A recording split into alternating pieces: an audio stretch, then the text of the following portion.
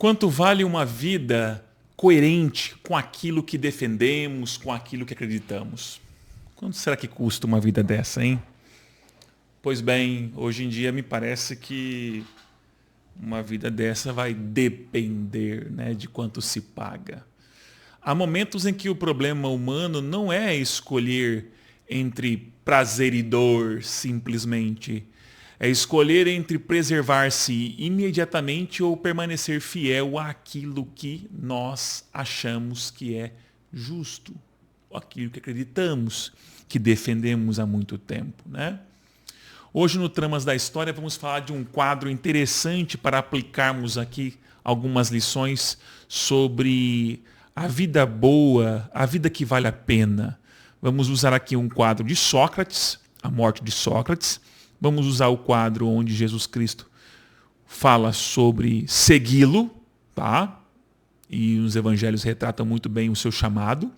E também o quadro de Perpétua e Felicidade, ou Felicidade, sendo martirizadas. Bom, Tramas da História se interessa por questões que dizem respeito ao nosso cotidiano. Eu espero que vocês gostam. Antes de mais nada, curtam e compartilhem. Inscrevam-se no canal, ativem as notificações e diga para todos que nós estamos aí com essas discussões. E temos aqui, portanto, hoje o objetivo de conversarmos sobre por que razão muitas pessoas preferem abrir mão de seus princípios em troca de prazer, tá? Em troca de uma suposta boa vida. 399 a.C., provavelmente, nós temos um Sócrates antigão, já com seus 70 anos, sendo condenado por impiedade e corrupção de jovens, tá? Então, o contexto é mais ou menos esse. Temos uma guerra do Peloponeso acontecendo um pouquinho antes, e os atenienses morrem, perdem, né, na batalha, o Espartas domina os atenienses e estabelece ali uma oligarquia dos 30 tiranos.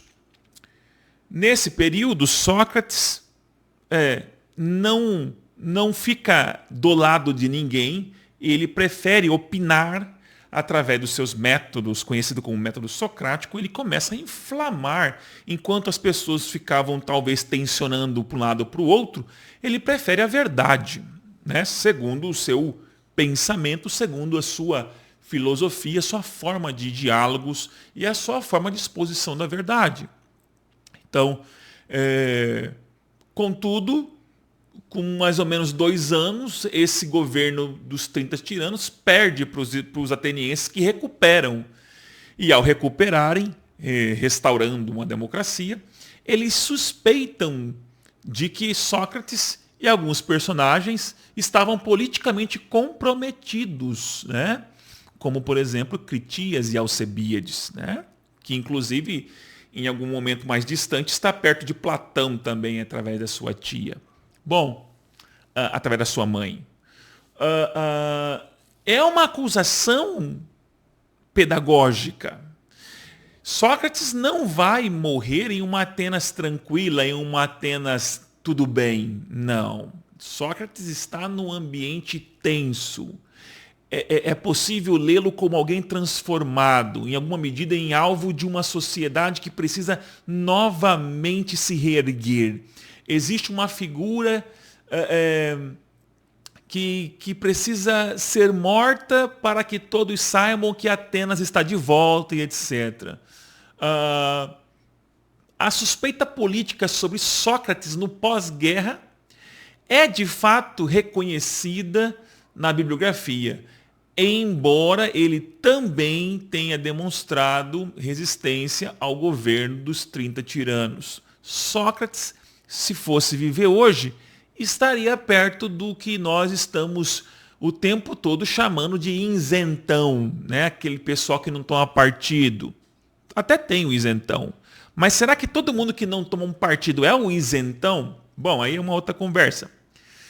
Existe um quadro muito interessante, né, do Jacques-Louis David, em 1787, que ele conclui a obra que é a morte de Sócrates. E ali está bem, muito bonito o quadro, onde ele quer representar toda uma encenação trágica e a figura de Sócrates central, sentado na cama, tentando dar uma aula ali de controle de virtude, etc., talvez, e os seus discípulos em pranto ao seu redor.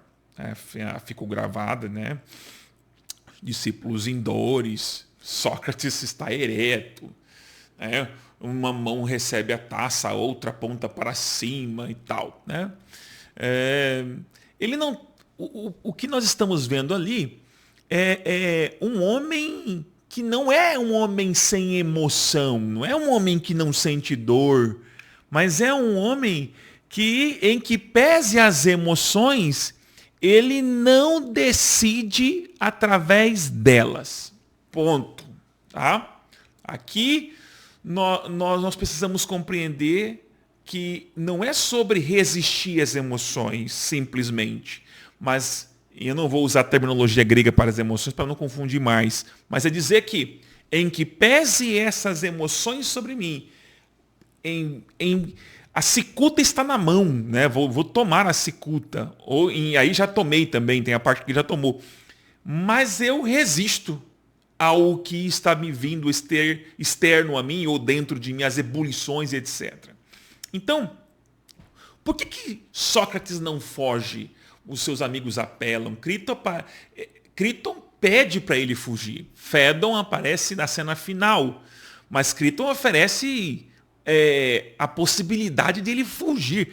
Me parece que Críton tenta subornar os soldados, mas Sócrates recusa. E ele não recusa porque acha sua condenação justa em todos os sentidos. Não porque deseja a morte, mas porque entende que responder à injustiça, cometendo aquilo que ele próprio considera injusto, destruiria a sua coerência de toda a sua vida filosófica. Não é sobre viver feliz o tempo todo. Né? Para Sócrates, salvar o corpo às custas da coerência, à custa da justiça, seria perder precisamente aquilo pelo qual a vida vale a pena ser vivida. Seria perder precisamente aquilo que torna a vida digna. Tá? No auge da tua carreira, da construção do teu legado familiar, tá? Então você se depara com situações que, se você continuar defendendo, você vai talvez empobrecer. Para Sócrates valia muito a pena. Aliás, valeu a pena a morte, porque uma vida que não tem coerência, uma vida que não procura as virtudes exercidas em prol de bens maiores, não é uma vida que vale a pena ser vivida. Platão não está... O Sócrates é aqui tensionado e desenhado por Platão.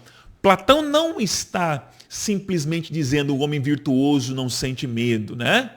Ou as emoções precisam ser contidas e subjugadas. No Fédon, Sócrates é apresentado como alguém que não permite que o apego, né, ao corpo, às riquezas, ao medo da morte, ao conforto, às benesses. Ele não permite que tudo isso venha tirar-lhe a sua busca pela verdade, pela fidelidade em tudo que ele acredita. Na República, Platão vai oferecer a arquitetura correta sobre tudo isso, mas na perspectiva da cidade, dentro da alma das pessoas, onde mora a razão, o timos, os apetites, né? Lembrando que Timós não é inimigo da razão, não necessariamente, porque lá você encontra a coragem, a força, o ímpeto, a indignação, a ira, a firmeza é ali no Timóteo. O problema é quando apetites imediatos ou medos, a fobia, que vem de phobos, tomam a razão e causam um certo desequilíbrio. Então, em Platão, nós teríamos que ter um cuidado, porque a boa vida não é uma vida que não tenha medos, não exista raiva, ódio, desespero. Não é sobre isso. É a vida em que o discernimento do bem não é vencido pelos medos e pelas emoções imediatas, pelo desejo, pela pressão. Estamos vivendo em tempos em que ninguém suporta uma pressão. As pessoas não conseguem se conter. No final do Fédon, Sócrates, já morrendo, ele dirige uma palavra a Críton. Críton, devemos um galo a Asclépio. Não seja negligente, pagues aquela dívida, ou pague a dívida e não te esqueça, dependendo de como foi traduzido. Bom, a morte não interrompe sua filosofia. O que Platão quer ensinar com essa morte de Sócrates para seus discípulos? É que a morte chega a encontrar com Sócrates defendendo em última instância o que ele acha honesto e verdadeiro. O que, em último lugar, é a vida que merece ser vivida. Agora, essa cena de Sócrates precisamos também, talvez aqui, trazer alguns ensinamentos diferenciados também, ou exemplos diferenciados para algo semelhante. Na tradição cristã, isso aparece de uma outra forma, embora muito semelhante enquanto estrutura. Então, pois veja, em Marcos capítulo 8, versículo 34 e 35, Jesus diz, abro aspas, se alguém quiser vir após mim, negue-se a si mesmo, tome a sua cruz e siga-me, pois quem quiser salvar a sua vida, perdê-la, mas quem quiser ou quem perder a vida por causa de mim e do evangelho, salvará. Olha que interessante. Quer dizer, então, que se eu quiser ter uma vida de verdade, eu preciso abster-me daquilo que eu considero como vida, natural, corriqueira. Se eu quiser ter a vida que Jesus está prometendo, que é o discipular, que é no âmbito cristológico, que é a vida que segue os seus caminhos, então eu preciso abandonar essa vida comum de que os prazeres me governam, de que as emoções simplesmente me tomam e eu não faço raciocínio, uma espécie de carpe diem, algo assim. Há momentos em que preservar-se imediatamente pode significar exatamente trair aquilo que você mais deveria proteger para dar sentido à sua vida. Os cristãos aprenderam isso durante séculos. É agora essa covardia, é de agora. A covardia é de agora, em prol de poder. É agora. Mas veja, eu trago aqui um corte também de 203 depois de Cristo, século 3. Víbia Perpétua é uma jovem cristã da família social elevada, de uma certa aristocracia, ali elevada. A sua filha está, ou filho, não me lembro agora, está mamando, ela é lactante. Felicidade e sua companheira de prisão estão presas por causa do evangelho. Elas estão condenadas porque se recusaram a negar a Cristo no contexto do evangelho da África do Norte ali, África romana. No livro que conta, no relato que conta sobre a paixão de Perpétua e Felicidade, que é uma fonte extraordinária, recomendo, isso está público na internet, mostra ela diante do seu pai. O pai implorando para ela negar. Então, veja, é um corte muito semelhante, né? O pai vai até perpétuo, destruído pela dor, perante o fato de que a filha vai morrer, deixar uma filha. Meu pai veio a mim, diz ela, abro aspas, consumido de sofrimento, arrancava a barba e lançava-se ao chão. E aí a fonte continua mostrando os sentimentos profundos de dor, de intensa angústia do pai perante a possibilidade de perpétuo estar morrendo e deixando tudo para trás. Tá? Aqui não tem frieza. Aqui há conflito. De um lado, o amor do pai, maternidade, família, planos, construções, planejamentos de família, sociabilidade, amizades.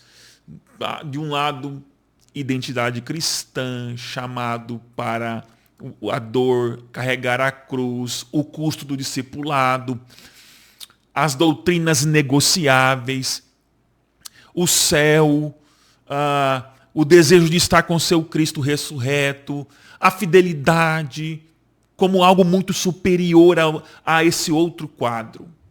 Eu me lembro que Jesus, quando foi chamado, sua mãe e seus irmãos estão te chamando, ele falou, quem são mãe e meus irmãos, senão esses que fazem a vontade? Veja que ele colocou o ato de estar ali, se expondo o evangelho, como um bem maior, pelo qual valia a pena estar ali, e não com aqueles familiares. Os exemplos são inumeráveis, né? Mas aqui Perpétua não permanece porque deixou de amar o pai, né? Ela permanece porque sua lealdade a Cristo reorganizou todas as demais lealdades. A comunidade cristã primitiva não elimina os afetos, não corta as relações familiares, mas produz um novo modelo de hierarquia afetiva e simbólica. Não é mais o amor do pai e do filho que é maior, mas quem faz tudo isso que Jesus indica por amor dele, então herdará a vida eterna. Então a fidelidade para esse cristão é superior à sua própria vida. E quando chega na hora de provar isso, é coerente que ele morra por isso, segundo o que nós estávamos dizendo sobre a filosofia de Sócrates. Me parece que ambas as cenas que nós estamos aqui desenhando são muito, muito parecidas. Ambas cenas apresentam uma pressão de medo, Sócrates. Se a gente pegar o quadro de Jesus, de Paulo também. Então eles permanecem serenos perante a possibilidade da morte. Eles indignam-se com preservação da vida, porque vale a pena defender aquilo que é a causa pela qual a vida inteira lutaram. Então, lutam até o fim. Demonstram que o afeto não precisa decidir por eles. Medo, paixão, amor, sentimento, maternidade, talvez um pouco de mais de riqueza, prestígio, porque Sócrates também foi considerado, segundo os oráculos, como um dos maiores, ou o maior sábio, ou prestígio, né? Mas tudo isso é colocado de lado porque existe um bem maior. São mundos distintos, 400 anos antes de Cristo, Jesus Cristo, 200 anos depois de Jesus Cristo.